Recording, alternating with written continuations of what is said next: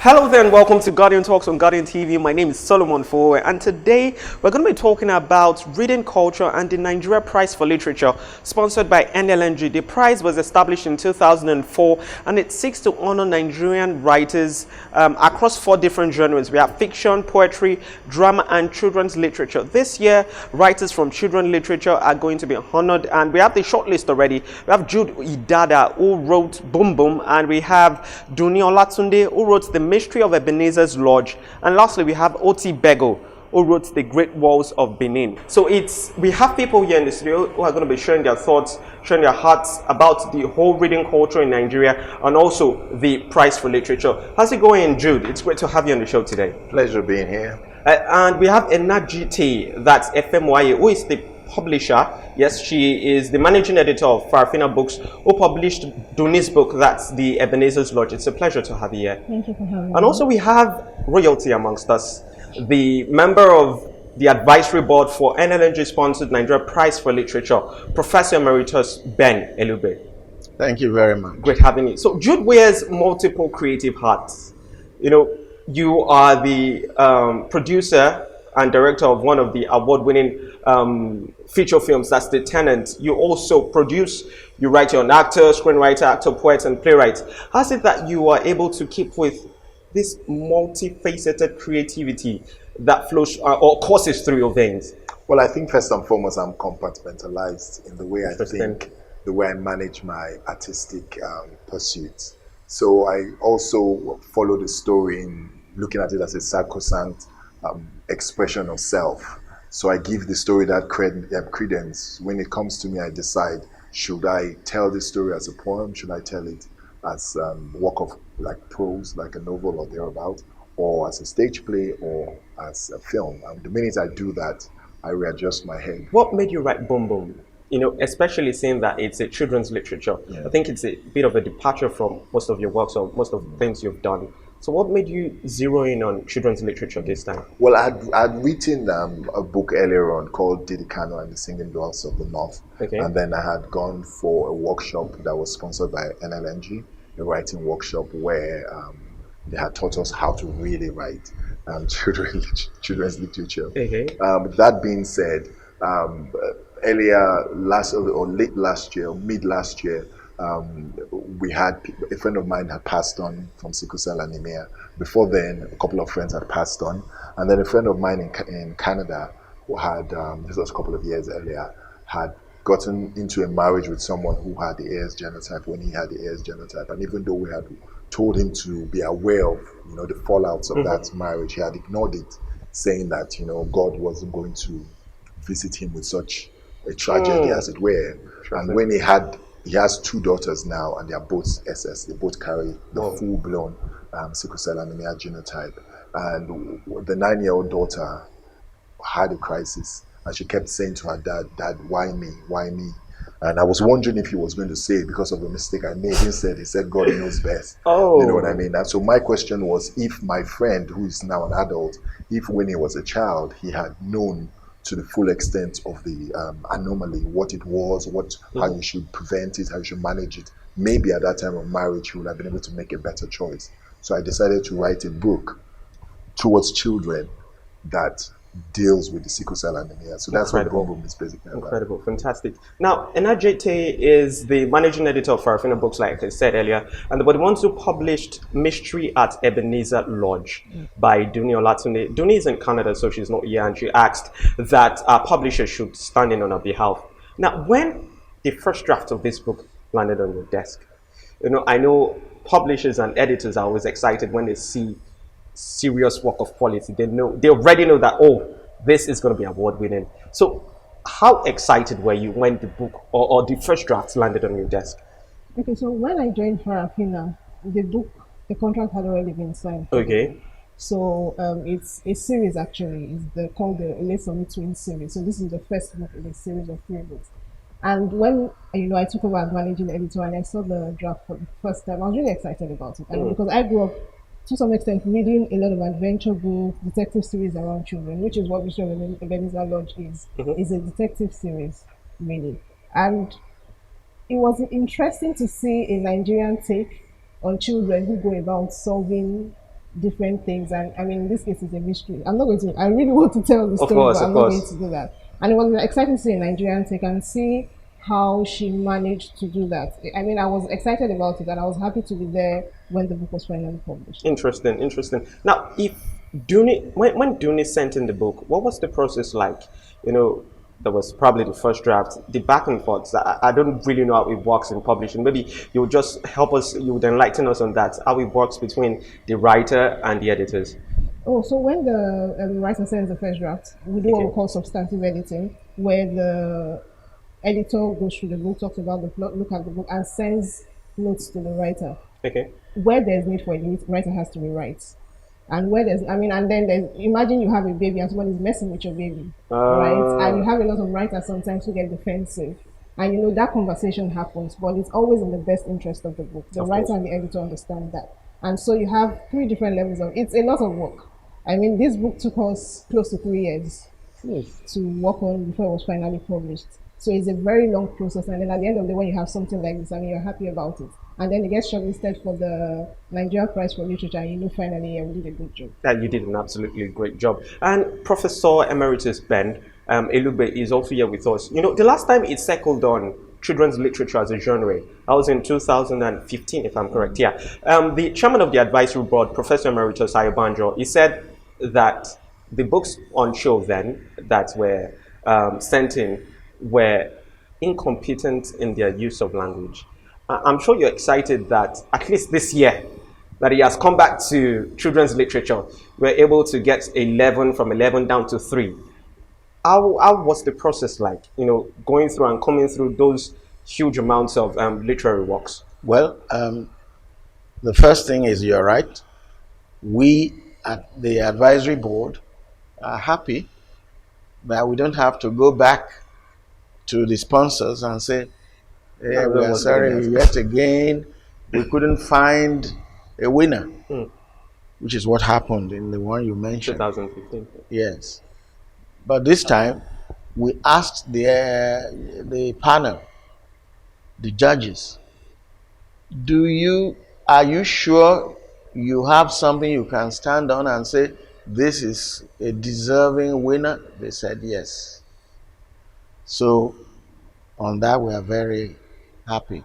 What had happened, of course, is in the normal way we advertised. The genre this year is children's literature, and we advertise, and people start putting things in. And we noticed that this year there were more entries than we had usually had for children's literature. So that was pleasing. When it closed, the secretariat assembled the entries and we sat with the judges and the members of the secretariat and we were looking at the books. At that point, as you can imagine, we don't know what is inside a book, but we can look at it and say, is this well published? Can this stay on a shelf abroad or in Nigeria? Those that cannot receive yes for that question are thrown aside. So there are really quite a number of books that don't survive our first meeting. When we now hand over to the judges, we tell them that they will, in their reading, whittle down, well, not whittling at that point, I won't say, reduce to 50 if the books were many enough that they can say the first 50, 22, 11, and then 3. And it is from the 3 that a winner will emerge. It's at that level that we invite those who are involved in the first 3. Okay. As my friend here, Jude,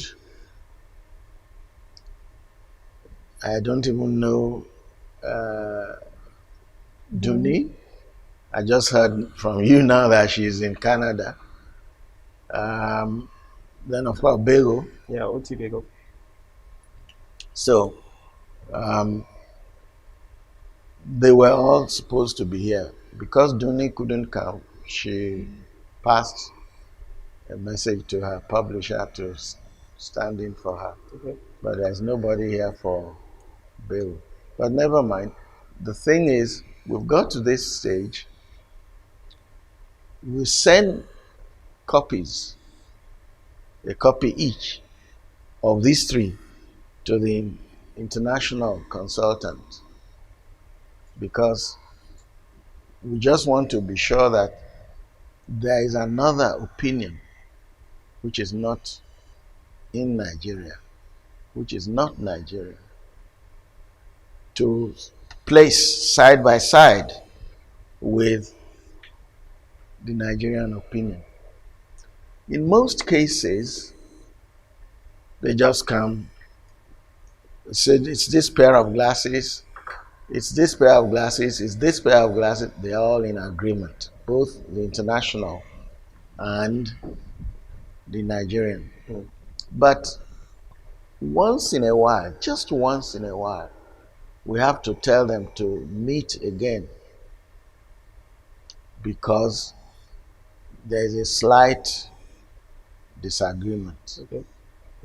Because long ago, in a poetry year, when the judges decided that they could not award the prize or recommend the award of the prize, people were saying all kinds of things in the media and in the social platforms. So we have mainly succeeded in removing that.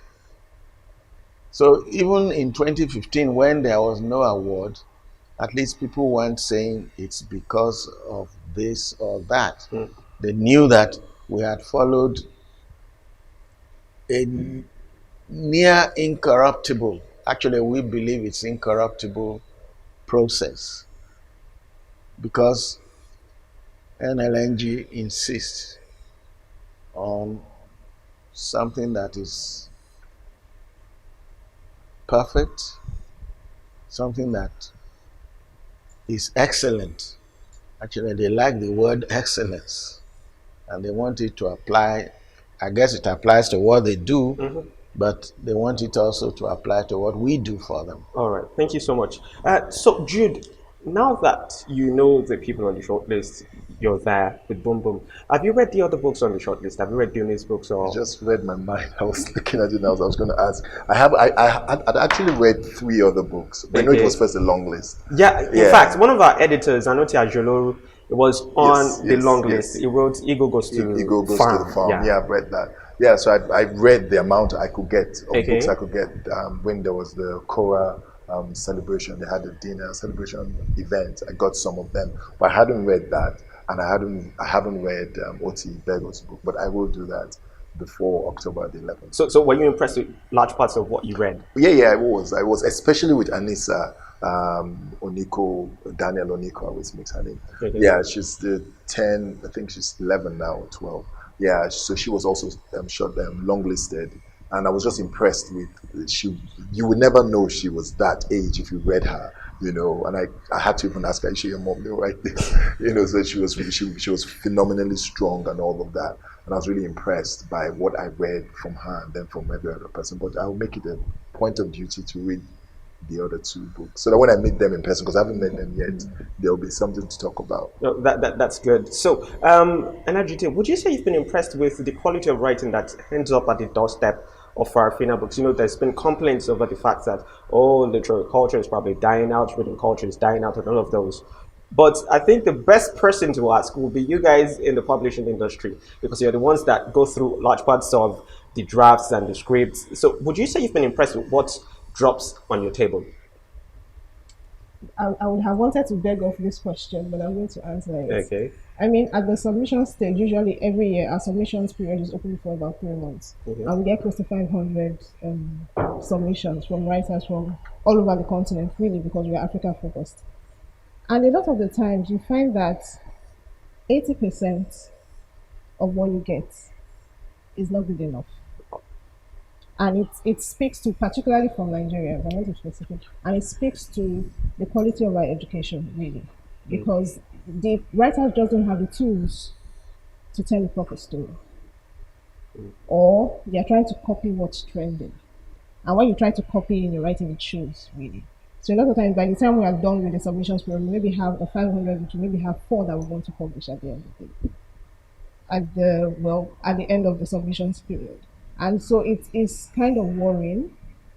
It is kind of worrying, but it's not our job really to teach writers. So we are kind of stuck in a position where we just have to do the best with what we get.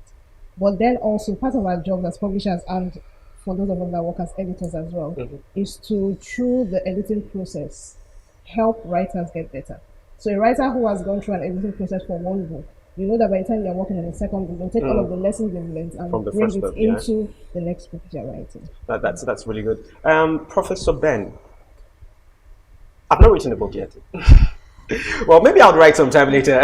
But say I want to get on either the long list or the short list of the Nigeria Prize for Literature Award. What should I be doing?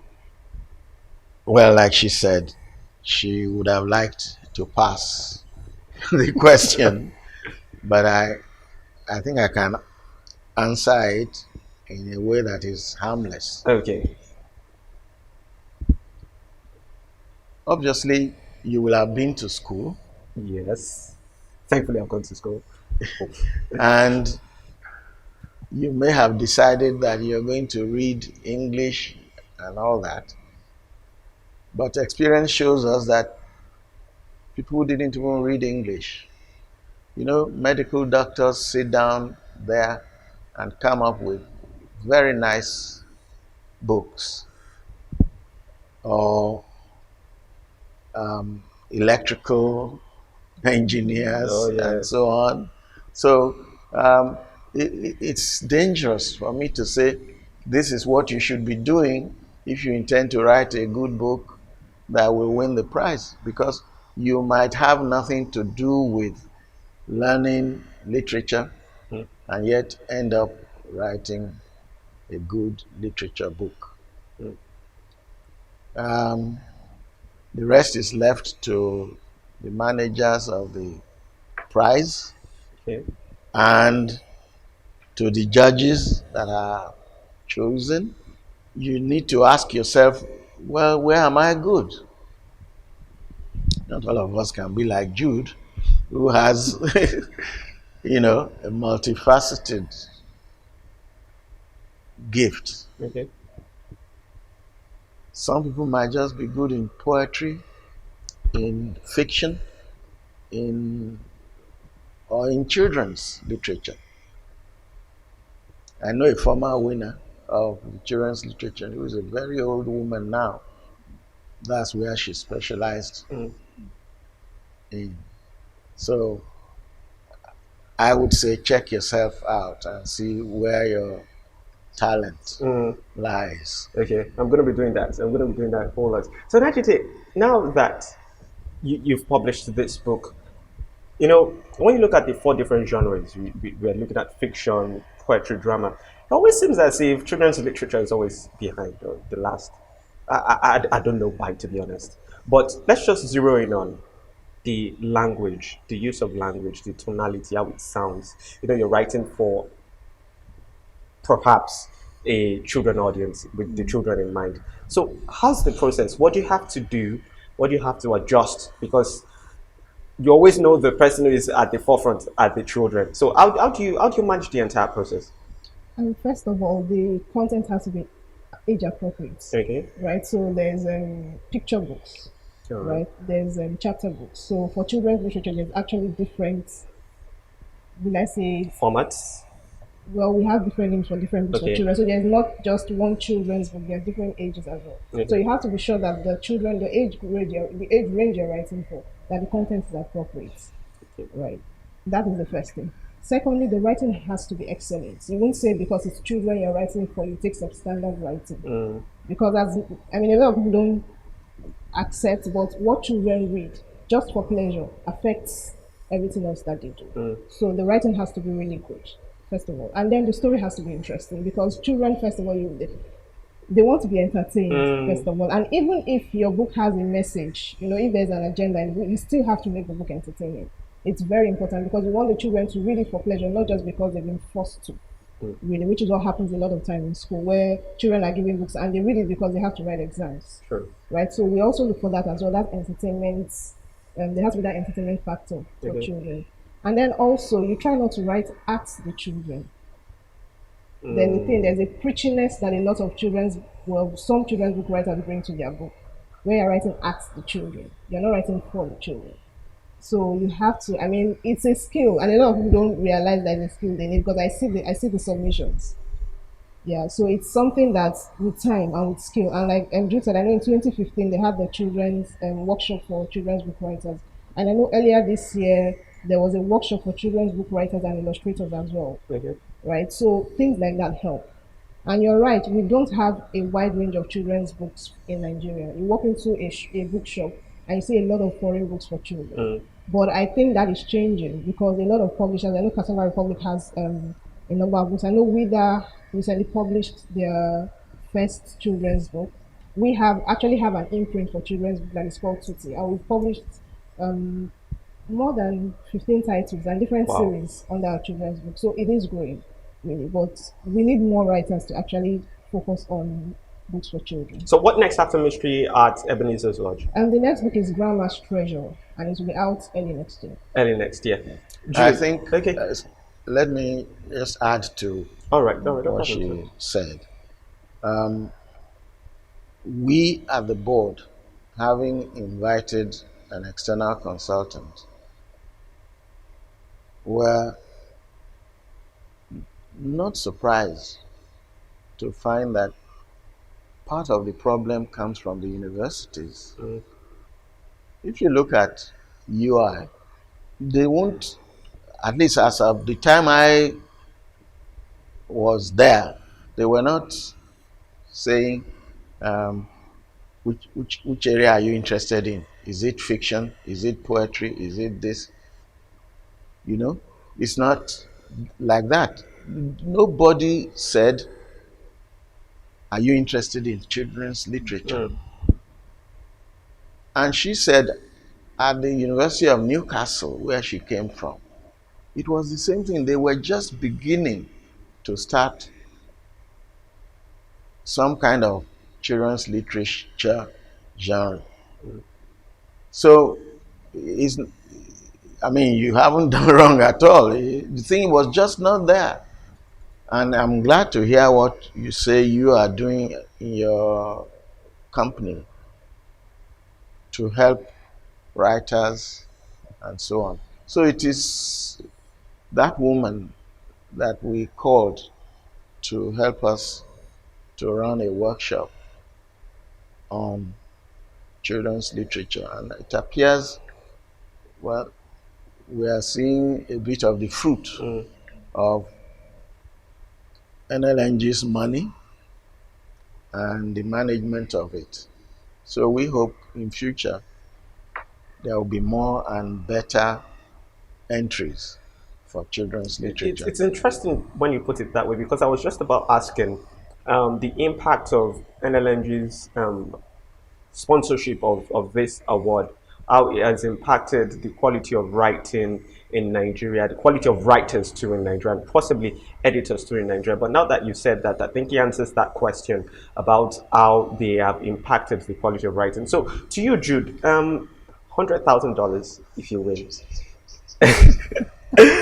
Jude, so it's good money, actually, one of the highest that you see around the world. What do you think you're going to be spending on? Well, if I win. Yeah, if you win, obviously. Okay. Well, if I win, I think first off, obviously, to support the art in itself, the craft in itself. I spoke about Anissa earlier on, because I wrote when I was really young. I was 8 when I started writing, but I never got that support.